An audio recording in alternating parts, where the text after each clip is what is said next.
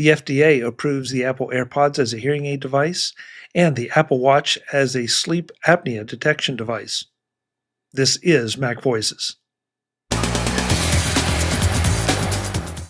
MacVoices is supported by 1Password Extended Access Management. It is security for the way we work today. Find out more at onepassword.com/MacVoices. So how many here upgraded to Sequoia? Oh, yeah. Yep. Oh, really? Wow, you guys are brave. Well, Chuck, I make sure I actually have a list of the critical apps on my Mac. So I go through and I check all of my apps ahead of time. Like I start checking a few weeks in advance to make sure that they're up to date for the new OS, or to figure out when those updates are coming out. And if the updates I need aren't available on release day, then I don't do the update. In this case, all the critical stuff I need was available. So I was okay doing that. I did have a problem, which is after the Tall Trees update finished installing and my Mac rebooted, within like 10 minutes, I had an error that I haven't seen in a very long time, which is the out of application memory error, where you're supposed to force quit apps to get some memory back. And before I could do that, my Mac locked up completely and eventually did a hard crash and rebooted itself. And it's been fine since then. And I was sharing this experience with some other friends, one of whom has been an Apple system engineer over the years, in the past though. And what they told me was, oh yeah, when you do an operating system update like that, you need to do a reboot after it reboots, because the first reboot is doing cleanup process and scripts that aren't the same as the regular scripts that run at shutdown and startup. So boot your computer up from doing the install, then reboot your computer, then get on with life, is what they're saying. I have no way of verifying if that's actually a true thing, but there you go. Oh, it would make sense if you have a memory leak or anything, that would flush everything out, seal it back up, and once you've rebooted, you're back up and moving. Yeah, and my Mac has been fine ever since I had that initial crash. Eric? So I went with just updating everything I could update. I pressed all of the buttons to see who would win. Which meant I had no entertainment for most of the afternoon because it was waiting. Not enough bandwidth to get all the updates at the same time. So yes, doing a device at a time and letting it finish, there's something to that.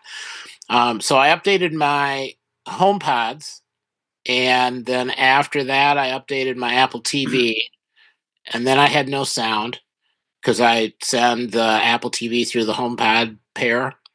So rebooted the Apple TV again, and that brought back that sound. But then if I wasn't using the Apple TV and was using the TV had no sound. So I rebooted the TV, then everything came back and was happy. And the extra bonus is there's a setting to boost speech that is really nice. Crystal clear speech in movies, over dialogue, over music, whatever. And since I watch TV with somebody whose solution is to really crank up the volume to be able to hear things, this meant the volume could be a lower level and the decibel warning on my watch stopped going off. So it's a winner for everyone. I'm glad to hear it. But yeah, boy, Marty said he's lives a life of danger. That's really dangerous to just hit all the buttons at once and then see what happens. Like it's living on the edge. That's really living on the edge. So I guess there's just going to be fallout from last week's event all the time, for weeks now. but I wanted to bring this one especially to everyone's attention, although you probably already know it, that the FDA has approved the hearing aid situation, the use of AirPods as hearing aids. And I didn't have an article for this, but I did just at dinner tonight saw that the same is true for the sleep apnea detection, that the FDA has approved that too. So I don't know if the FDA is really getting their act together, or Apple's pushing it, or this, what the motivation is, but it's great to see. It really does advance Apple's posture of making these devices even more having more health benefits and being like a clinical level device. Comments on Mark? Yeah, so I have two thoughts on that. One is, it seemed evident from the presentation that Apple was highly confident that they would get approval. So tinfoil hat time, it just begs me to wonder if this was just deliberate on Apple's part to create a second opportunity for press, to get attention on these features and not have them just be thrown in the pot of new features in the announcement from last week. So maybe that was what was deliberate. The other comment is, I think it's really very interesting that this is yet another way to extend the ecosystem and to have more on-ramps for people. I know on sleep apnea, it's funny you mention it. I know a number of people who use the CPAP devices. And I know one person whose physician recommended to get a sleep apnea test, and looked in it and didn't want to go to the lab, typically where you have to go in and you're in a place that's noisy and it's a bed and a pillow that's not your own, so you're not going to get a very good night's sleep. And he didn't want to do that. But there was some sort of, I guess, home instrument where I think you strap yourself up and you wear it for a couple nights, at home. My cousin had one, had this done, and in my other friend's case, the insurance wouldn't cover it, which seemed like it was absolutely a crazy thing. So I imagine there's probably a lot of husbands and wives out there who are pointing to their partner and saying, you need to go get tested, and there's enough of a threshold and friction for this that I think Apple making it easy is another opportunity for them just to continue to either improve penetration and usage by their current customers, as well as provide, as I said, a new on-ramp for new customers to switch into the Apple ecosystem. And using something health related, either the sleep apnea or hearing loss, I think is very, very both ingenious and also very helpful. Jeff. All right, I'll start with the FDA. Don't read too much into this. Can you spell FDA? I can, and I do have a little insight into how FDA works. Just for context, my dad was the Eastern U.S. Regional Director for the Food and Drug Administration for many years, and was a field investigator for a long time before that. So I have experience through him telling me about processes. Anyhow, so there was no coordination here at all. There was no plan for using this announcement to line up with the product launch or with the software update launches. That's straight up coincidence. The government agencies like this have no interest in your timetables. They do things on their own schedule. So when Apple said these features are coming later, it's because at that point, they were confident that they were going to get through the process just fine. They had no idea how much longer it's going to take, but based on other companies' experiences and their past experiences, they were probably pretty certain it would be sometime this fall. And then the approval coincidentally happened when it did, and And so now I expect that we'll end up with these features rolling out with 18.1, and yeah, it'll be fine. Okay, here's the other thing. Apple doubling down on health features is super smart because they want to have us feeling like Apple has our back with health and fitness. They're taking a very proactive approach to this, and that's great. On the hearing aid thing, man, doing the whole hearing aid test or the hearing test without needing to go get third-party apps to make that happen, that's super cool. The apnea thing, I know people that need to get apnea tests, and most of them are not doing it because they just don't want to get around to doing it. But they're all very interested in how this works with Apple Watch. So yes, you're going to have to wear your watch for like a month to sleep, and then you get to report after that. The way the sleep study tests work, just in general, the going in to a sleep study center and having to sleep there, that's old school now, unless there are mitigating circumstances where they need to hook you up to a lot of other stuff. But getting the at-home thing where you strap the thing on your wrist and it has a little sensor that sticks to your chest and another sensor on your fingertip, and you go to bed, sleep overnight. The next day you give it back to the sleep study center, and then depending on your doctor's schedule, a few weeks later, you've got your APAP machine and you're good to go. As far as insurance not wanting to pay for that, holy crap. Even Kaiser will proactively say, hey, let's get you a sleep study. I mean, and if Kaiser Permanente is all about, we will just pay for this, every insurance company should be basically saying, here, we'll just give you an APAP machine. We don't even care if you have apnea. Just take the machine. So your friend, Mark, needs new insurance. There's a lot of people who have problems and have kind of poor insurance, but that's another podcast. Yeah. Okay. One last thing, and I'm sorry I monopolized a chunk of time here. Go. The reports about hearing aid companies needing to be worried now, and their stock shares dropping. Holy crap! What is wrong with people? That is not what Apple's hearing aid thing with HomePods is for.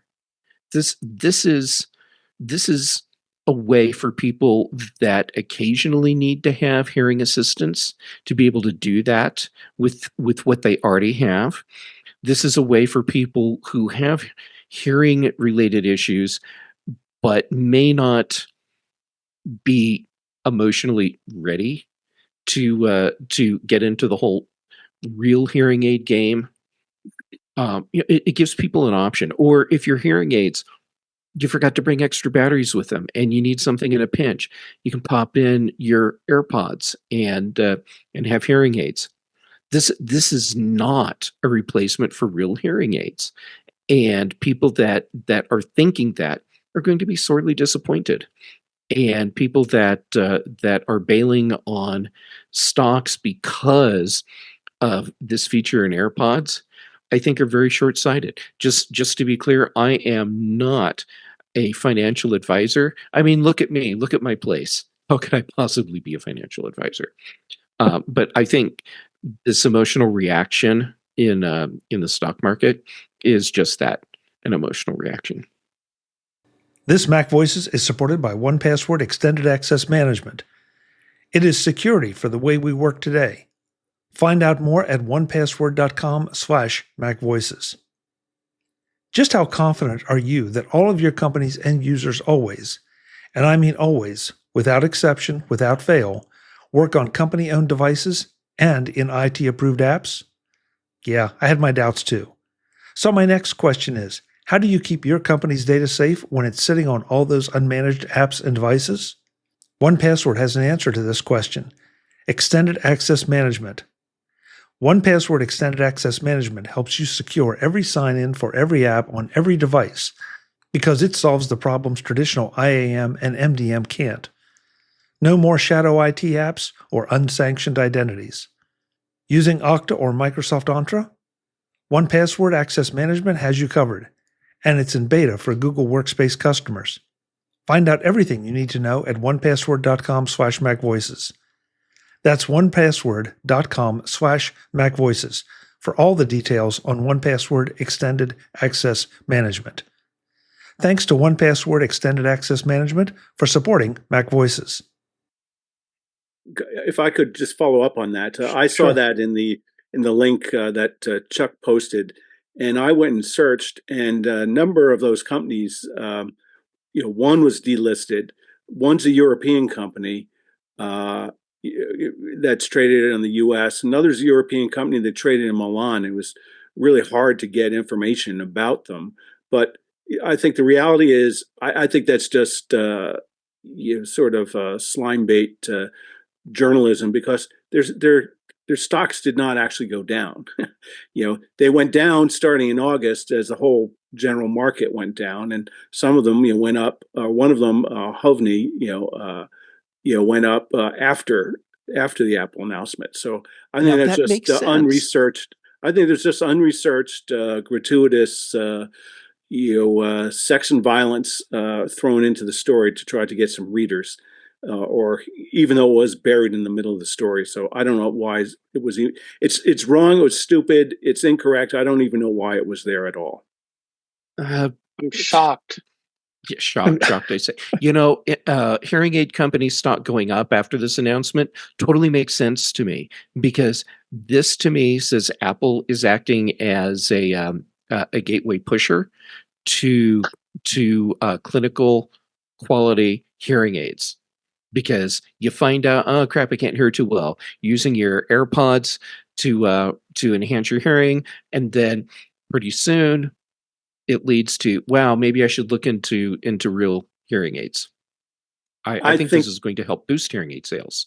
Yeah, I think that's really the important point, because I think a lot of people, like getting tested for apnea, getting tested for hearing aid. It's it's a little bit of a hassle. It's something that conflicts with their self. Oh, only old people lose hearing. I'm not old. I blah, blah, blah, blah, blah. So that creates all sorts of reasons why people will put it off. But if it's an app on the phone, that's simple, easy to do. It's private. So I think it's overall can expand the usage of hearing devices. And as you said, Jeff, I think it could also trigger people buying more sophisticated high-end devices that Apple just can't handle with its current capabilities. So I want to give Brian a chance, but I want to ask before I do. I guess the stock part is the stock part's the stock part. The markets, any of the markets are so emotional that they react to anything. But I'm wondering how much pressure this will put on the hearing aid makers to bring their prices down a little bit. I know we've done MacVoices shows at CES with different manufacturers of hearing devices that I will call hearing aids. And most of them kind of fade away, or they continue in development but never seem to reach the market. This is something that's out there now. And the perception is going to be that this will be good enough, as Jeff said, in some edge cases, but maybe not in the deeply serious clinical cases. But will this put enough pressure on the hearing aid manufacturers to bring the prices down? Because the prices have been $6, $8, $10,000 for a pair of top end hearing aids. That's a lot of money for a lot of people to put out. Insurance company or not. So, Brian?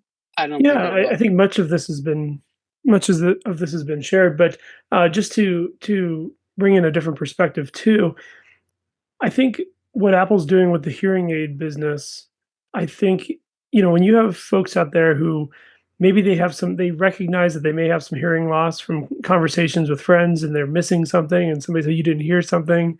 What Mark was mentioning, it's like maybe they feel they don't fit into the demographic of needing hearing aids. I think about it too as you're now at a low enough price point to bring in so many more people and the ease to do that test to see if you need to use it. That, yeah, is Apple's AirPods the solution for a hearing aid? Probably in most cases not. It's not something that people have in their ears that many hours of the day, compared to hearing aids that are made as hearing aids for that particular thing. But it's going to allow somebody to be given the gift of hearing in different ranges that they may have not heard for a long, long time, and to open up the world to them. And maybe at that point, maybe then they could take those steps, whether it's with insurance or not, or having that ability to connect with a doctor that can then go ahead and connect them with moving forward to getting more traditional hearing aids. But being able to give somebody that, not necessarily give, but to offer that step of being able to hear stuff that they haven't heard in a long time, perhaps, is really a great thing. Great. Eric? But I don't remember exactly when. Recently, there was that rule change so that you could do over-the-counter hearing aids without having to go in and go through a bunch of professional testing. So this is just the first really good example of somebody taking advantage of that new rule. Now, as to it's not really a hearing aid and people will have to go out and get one, there are a lot of people who they're never going to go get a hearing aid, at least not for a good long time. And even if you get a hearing aid and you get a nice Bluetooth one that'll pair with your phone, generally it's good for speech. It's not necessarily good for everything else. Whereas what Apple's done is give you something that is better for everything. So everything that goes through your phone and hits your ears is then processed specifically for you. And there may be cases where you really do need a hearing aid or you need additional help, and that's not enough. But for a lot of people, they've got hearing loss in some frequencies, and if you can boost some things or shift some things a little bit or isolate speech or whatever, but then also be able to have the music come through with a little bit better fidelity, this could end up being the best of all worlds. And at, $300 is significantly cheaper than any other option and is well worth trying out. So I'm looking forward to it. Jim? Well, I think this will greatly expand the number of people that are getting some kind of hearing assistance, because people will just be able to pop in, AirPods and not talk to a doctor or anything, and, away they go. But I don't think that's going to change much the people that are, the situations now where people are going to a doctor. And I've seen people on social media, like, I've got a hearing aid, it lasts 5 days on a battery, whereas AirPods, you're sitting there juggling them, and whatnot. So I think Jeff is probably right. It'll probably increase somewhat the number of, because people, AirPods will become a gateway drug. Like, hey, this helped a little bit. Now, what if I, maybe I'd like some more help. So I think, but I doubt if it's, it's gonna price compete. For one thing, AirPods is a mass market. It's not made for this. They're selling, tens of millions of them because people want to listen to music. And, oh, by the way, 0.1% of those will use them as hearing aids or something. So the pricing has got nothing to do with hearing aids. It's priced for, consumer. Whereas, the official prescribed hearing aids, they're made in small quantities, so they're not getting the economies of scale. They're probably having insurance pay, so people aren't as price sensitive. So maybe slight reductions in prices, but it's not going to be, and it's not necessarily, it's not necessarily that, okay, a hearing aid costs $4,000. That doesn't mean the profit margin is $4,000 minus the price of an AirPod. It's costing them more than what it costs Apple because they're making them in small amounts. I want to get to Web, but I also want to say goodnight to Mark Fuccio. I know he has to go at the top of the hour, and by my clock, it's the top of the hour. So, Mark, thanks so much for being here. Where can folks find you? Oh, on X at Mark Fuccio, MarkFuccio, or same name on LinkedIn. Great. Thanks for being here, Mark. Good to talk with all you all. Take care. Good night. Web, you've called up something official. Oh, it's just, Google's your friend. So when did OTC hearing aids become available was my question. And in August 2017, the Over-the-Counter Hearing Aid Act was signed into law as part of the Food and Drug Administration Reauthorization Act, also known as the FDAR Act. This legislation directed the FDA to create a new category of over-the-counter hearing aids for adults with perceived mild to moderate hearing loss. So, yeah, it's there. I done told you all I know. So that law was 6-7 years ago, but I don't know. Have there been a lot of entrants into that market? Go into sure Costco. That there have. Yeah, I think they have. It's what Apple does when they come into it is they kind of legitimize the. How much do those cost? I haven't priced them, Jim. I don't know. $300, $250. Oh, the over-the-counter hearing aid business is probably bigger than we realize. Simply because I'm assuming we are not the target market for that right now. But I do know several people who are using OTC hearing aids, and they said it was life-changing for them because they were able to get into a hearing aid at a price point they could afford because insurance, whatever reason.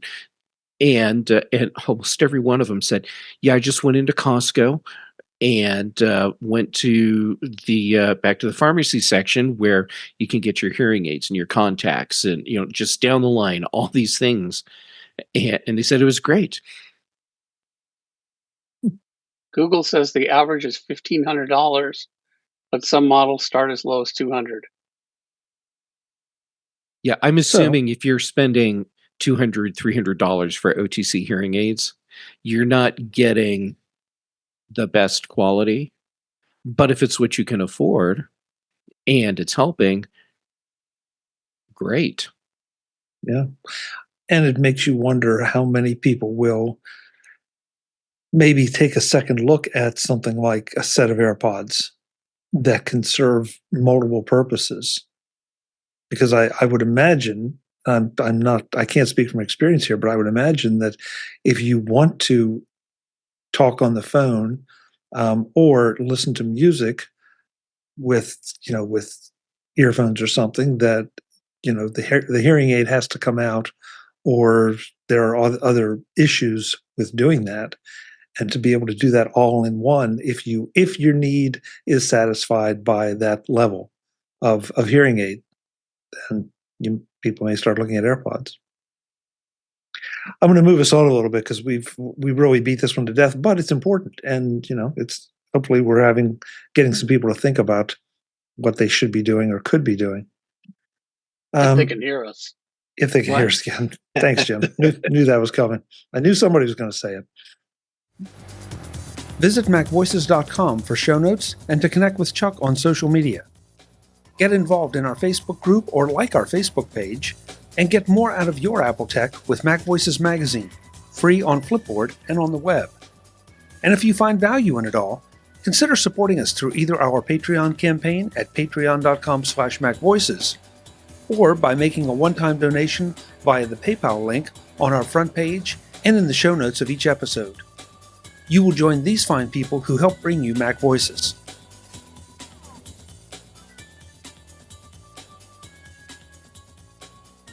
Advertising handled by Backbeat Media at backbeatmedia.com. Bandwidth provided by CacheFly at cachefly.com.